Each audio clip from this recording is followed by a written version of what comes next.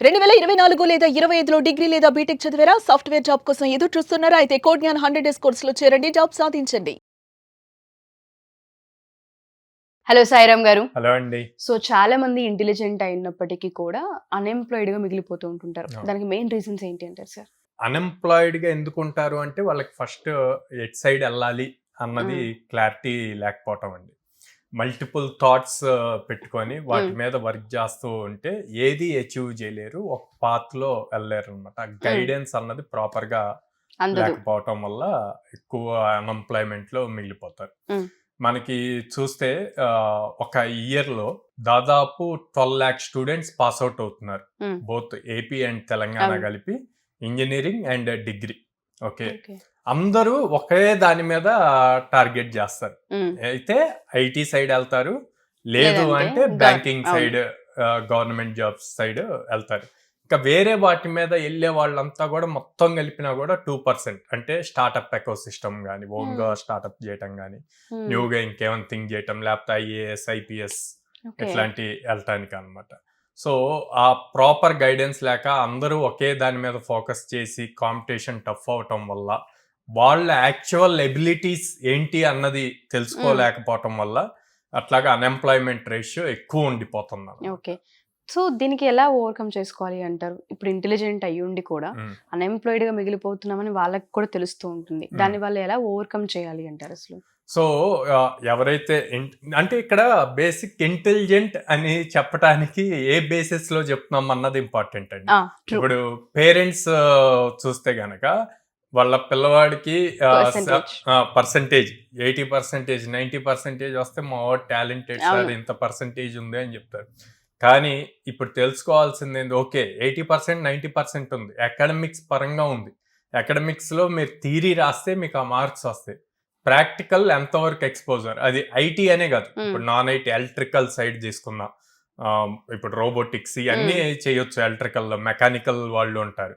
So, practical exposure ఎంతుంటుంది అన్నది important. Okay. అది ఎవరైతే 80%, 90% వచ్చి ఇంటెలిజెంట్ అనుకుంటామో వాళ్ళు యాక్చువల్ సినారియోలోకొచ్చేసరికి ఎక్కువ ఫెయిల్ అవుతారనమాట. హ్మ్. హ్మ్. ఎవరైతే వీడు చదవడురా, వీడు బ్యాక్ బెంచర్ ఇట్లాగంటారో వాళ్ళు త్వరగా లైఫ్‌లో హ్మ్. సెటిల్ అవుతారు. ట్రూ.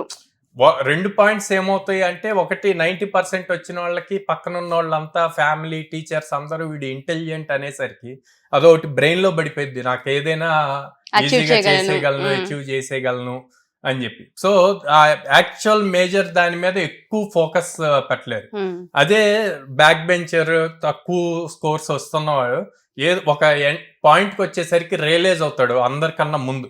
అయి వాళ్ళు ఎక్కువ ఫోకస్ చేస్తారు. సో, హ్మ్. అందుకే ఆ ఫోకస్ చేయటం గూడా చాలా డెడికేటెడ్‌గా ఫోకస్ చేస్తారు. ఇంకెవ్వరు వాడిని డిస్టర్బ్ జేయటానికి లేకుండా. ఓకే. సో, దాంతో వాళ్ళు త్వరగా జాబ్ తెచ్చుకోవాలి. సో, ఆ క్లారిటీ అన్నది ఇంపార్టెంట్. ఆ క్లారిటీ గనక ఉంటే ఇంటెలిజెంట్ అవ్వనండి, నాన్ ఇంటెలిజెంట్ అవ్వండి. త్వరగా జాబ్‌లో జాయిన్ ఓకే. సో, పర్సెంటేజెస్ కంటే కూడా మీరన్నట్టుగా స్కిల్. ప్రాక్టికల్‌గా స్కిల్ ఏవైతే ఉంటుంటాయో వాటిపైన ఫోకస్ అవును. చేయాలంటారు. అండ్ ఇప్పుడు 2026 పాస్ ఔట్ అయిన స్టూడెంట్స్ కావచ్చు సార్, లేదు అంటే ఫోర్త్ సెమ్‌లో ఎవరైతే ఉంటూ ఉంటారో, వాళ్ళు ఆ క్లారిటీని ఏ విధంగా తెచ్చుకోవాలి అంటారు? వాళ్ళు హ్మ్. వెళ్ళే ఫోకస్ అంటే ఎటువైపు టర్న్ చేసుకోవాల్సిన అవసరం ఉంటుంది అంటారు? ఈ ఇయర్‌ని వాళ్ళు ఏ విధంగా యుటిలైజ్ చేయాలి అంటారు? సో, ఇప్పుడు 4-1 కంప్లీట్ హ్మ్. అయిపోయి 4-2లో ఉండి ప్రాజెక్ట్ వర్క్ చేస్తున్న వాళ్ళు ఫస్ట్ వాళ్ళ టైమ్‌ని ప్రాపర్‌గా యుటిలైజ్ చేయాలండి. హ్మ్. ఎవ్రీ డే కాలేజ్ ఉండదు వాళ్ళకి. ప్రాజెక్ట్ సినారియో బేస్ చేసి వీక్లీ 1 డే ఆర్ 2 వీక్స్‌కి 2 డేస్ ఇట్లాగా రమ్మంటారనమాట అవును. ప్రాజెక్ట్ అవును. ఆ రిమైనింగ్ టైమ్‌ని ఇప్పుడే అప్ స్కిల్ అవ్వటానికి యుటిలైజ్ చేసుకోవాలి. Either it may be IT courses or other courses వాళ్ళకున్న ఇంట్రెస్ట్ హ్మ్. బేస్ చేసి. సో, ఆ ఇంట్రెస్ట్ ఏంటి అన్నది ఫైండ్ ఔట్ జేసుకోవాలి ఫస్ట్. ఎలా ఫైండ్ ఔట్ జేసుకోగలరు? సో, ఇప్పుడు దాకా వాళ్ళు జర్నీ ఏదైతే ఇంజినీరింగ్‌లో జేశారో, దాన్ని బేస్ చేసి ఏదో ఒక సబ్జెక్ట్‌లో వీళ్ళు బాగా ఇంట్రెస్ట్‌గా ఉంటారు. ఆ హ్మ్. సబ్జెక్ట్ రిలేటెడ్ జాబ్స్ ఏమైనా ఉన్నాయా? హ్మ్. అన్నది సెట్ ఉంటే దాని రిలేటెడ్ ఆ పాత్‌లో ఎళ్ళాలి. కొంతమంది సార్ మాకసలు ఈ 4 ఇయర్స్ ఏం జరిగిందన్నది అనవసరం. బీటెక్ జేశాము సర్టిఫికేట్ వస్తది. హ్మ్. ఇప్పుడు నేను కంప్లీట్ ఐటీలోకి ఎళ్ళాలి షిఫ్ట్ అవ్వాలి అనుకుంటాను అవును. అంటారు. సో, అట్లాంటప్పుడు కంప్లీట్ జీరో మైండ్‌తో ఒక 100 డేస్ టార్గెట్ బెట్టుకొని ఎవ్రీ డే 4-5 అవర్స్ గనక టైం ఇప్పుడు మీరు కాలేజ్‌లో ఆల్‌మోస్ట్ 7-8 అవును. అవర్స్ స్పెండ్ జేస్తారు. ఆ 7-8 అవర్స్ ఇక్కడ 4-5 అవర్స్ ఫోకస్డ్ గా 100 days గనక చేస్తే లైఫ్ లో మంచిగా సెటిల్ అయిపోతారు అనమాట. ఓకే.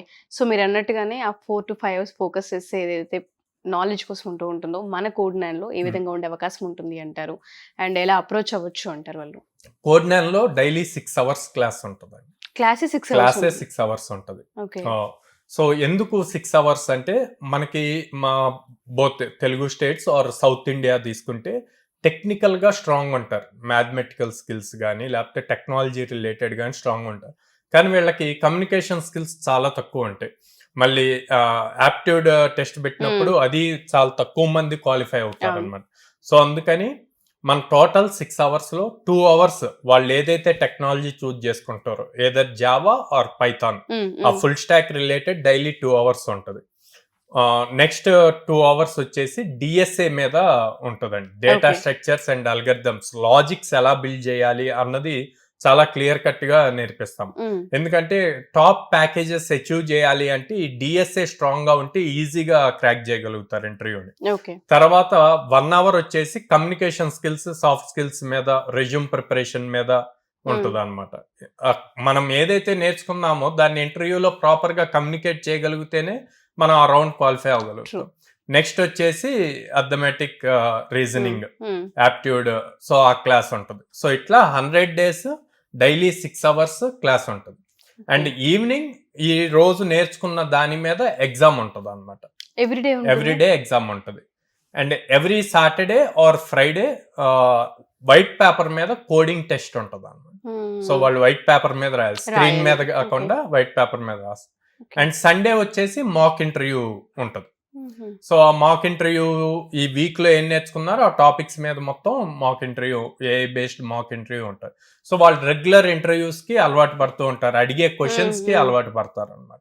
ఎగ్జాక్ట్లీ. సో వీళ్ళకి ఇక్కడ సండే కూడా ఇంకా ఖాళీ ఏమి ఉండదు. సండే ఓన్లీ 1 hour అట్లా, అది అరౌండ్ 40 minutes ఉంటుంది టెస్ట్. సో అట్లా 40 minutes అటెంప్ట్ చేస్తే సరిపోతుంది. ఓకే, డెఫినెట్ గా సార్. సో ఏ విధంగా అప్రోచ్ అవ్వచ్చు అంటారు? స్క్రీన్ మీద కనిపిస్తున్న నెంబర్ కాల్ చేయొచ్చు అండి, ఆర్ డైరెక్ట్ గా మా బ్రాంచెస్ కి విజిట్ చేసి కౌన్సిలర్స్ తో మాట్లాడొచ్చు. సో విజయవాడ మొగలరాజపురంలో ఉంది, హైదరాబాద్ JN2 మెట్రో స్టేషన్ దగ్గర ఉంది, and Vizag Dwarakanagar first line లో ఉంది. ఓకే. అండ్ ఎవరైనా గర్ల్స్ జాయిన్ చేయాలి, గర్ల్స్ ని వాళ్ళకి హాస్టల్ ఫెసిలిటీ కావాలి అంటే గనక మనకి విజయవాడ బ్రాంచ్ లో in-house with in the campus లోనే హాస్టల్ కూడా ఉంటుంది. ఓన్లీ విజయవాడలో. అండ్ ఇంకొక డౌట్ సార్, చాలా మంది అడిగేది ఏంటంటే కోడ్ 9లో జాయిన్ అవ్వాలంటే కోడ్ 9లో పర్సెంటేజ్ ఏమన్నా చూస్తారా స్టూడెంట్ కి అన్న పాయింట్ కూడా చాలా మందికి ఉంది.